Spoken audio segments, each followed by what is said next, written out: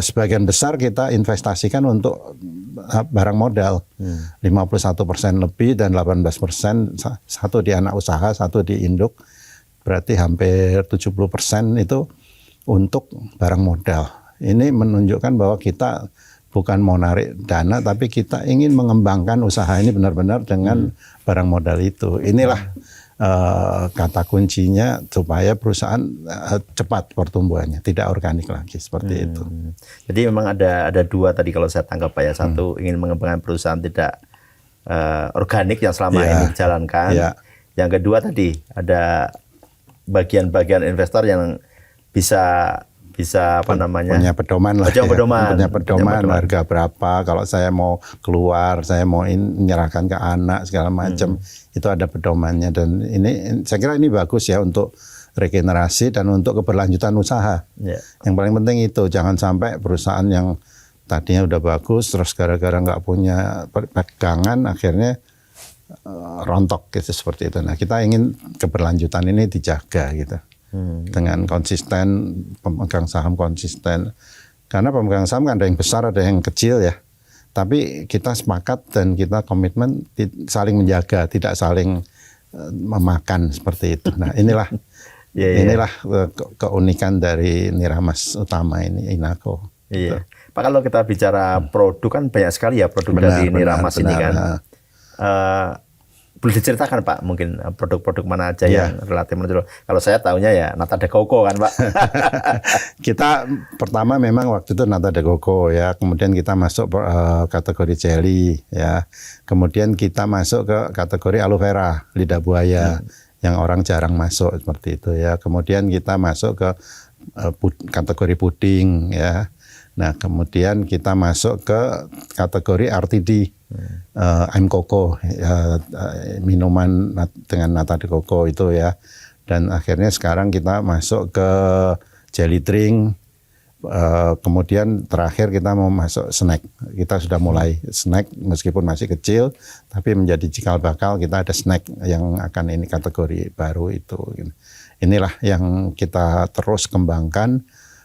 Dan R&D kita sudah siap dengan bank inovasi ya kita sebutnya. Bank inovasi ini kita sudah siap, udah lebih dari, udah ada ratusan produk yang kita sudah setujui, tinggal kapan kita mau launching seperti itu. Ini. Pak, banyak perusahaan sekarang kan ya tadi Bapak sampaikan juga kondisi market sedang relatif bergejolak ya. Nah, banyak perusahaan itu memilih menunda Pak IPO. Tapi Niramas waduh maju terus gitu.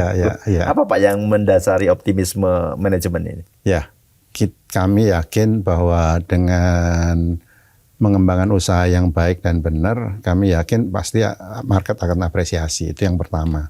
Jadi kita akan fokus, fundamental kita akan terus perbaiki, kita tidak main-main, kita harap market juga mengapresiasi, ini yang pertama. Kemudian yang kedua ya keyakinan itu ya tadi saya bilang ini jalan Tuhan gitu. Tuhan memberikan jalan, oke. Di tengah masih ada kekurangan, di tengah masih pasar yang kurang bagus dan lain sebagainya, kita diminta jalan terus. Dan ternyata ini ada jalannya nih, mulai hijau ini IDX-nya.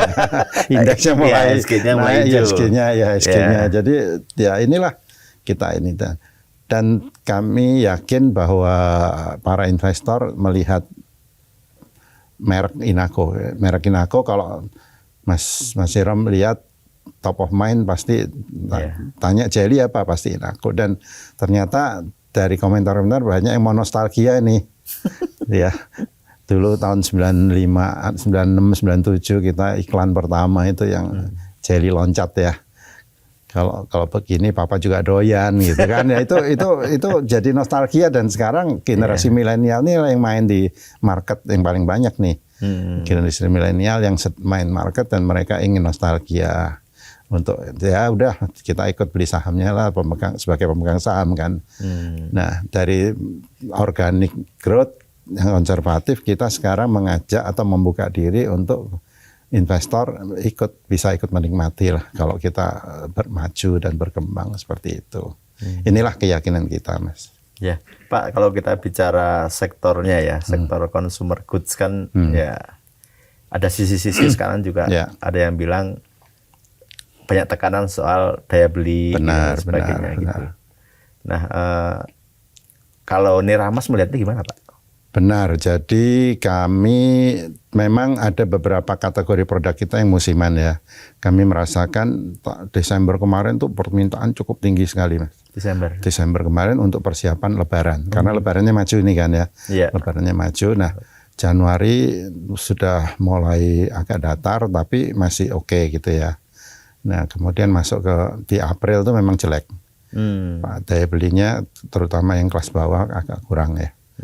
Tapi alhamdulillah di Mei Juni ini target dari sales kita udah masuk ini. Oh, Mei Juni. Iya, Mei Juni udah mulai masuk, meskipun sebelumnya ini di Maret April itu agak kurang tuh. Seperti itu, tidak mencapai target, tapi di Mei Juni udah mulai masuk. Nah, tapi kami yakin setelah ini dengan kita launching produk-produk baru. Yang kemarin di PRJ kita launching satu produk lagi baru, kemudian nanti beberapa bulan lagi kita akan launching lagi. Ini mungkin di bulan depan ya, September ini kita akan launching produk baru lagi. Nah, kami yakin pasti fundamental kita akan bagus seperti itu. Itulah yang kami yakin, meskipun di tengah pasar yang kurang bagus ya. Tapi kami terus berkoordinasi dengan pemerintah supaya melalui asosiasi ya, tentunya kita berharap pemerintah bisa memberikan suasana kondusif, kemudian membuat event-event yang terus diberikan dan terutama meningkatkan daya beli yang kelas bawah ini, gitu, supaya bisa terus tumbuh gitu. Pak, kalau kita bicara segmen konsumen dari Niramas ini banyakkan di segmen mana untuk produknya? Kita kalau dari usia memang ada sebagian besar anak-anak ya kalau jelly ya. Tapi sekarang kita ada produk-produk lain yang sudah untuk segmen yang dewasa dan orang tua ya. Misalnya aloe vera. Kalau nata de coco tahu kan ya, pasti kalau buka puasa pasti yang dicari nata de coco seperti itu, seger ya. Itu pasti dicari itu. Nah, kalau nata de coco semua umur lah saya pikir ya, itu semua akan ini gitu. Jadi itu. Dan ke depan kita akan masuk ke segmen sampai orang tua. Jadi kita akan bikin functional product yang lebih menyesuaikan kebutuhan masing-masing umur. Ada umur anak-anak, ada umur remaja, dewasa senior, sampai yang usia lanjut seperti itu. Nah, inilah kita yang terus ingin kembangkan. Karena dengan demikian kita bisa berkontribusi terhadap kesehatan masyarakat gitu. Karena masyarakat, katakan orang tua butuh mineral, butuh vitamin tertentu. Nah, kita melalui ini, jadi kita kan selalu orang bilang you are what you eat ya. Jadi apa yang kita makan itulah ini. Jadi daripada beli obat, mendingan beli produk makanan yang enak, nikmat, tapi berfungsi seperti itu. Nah,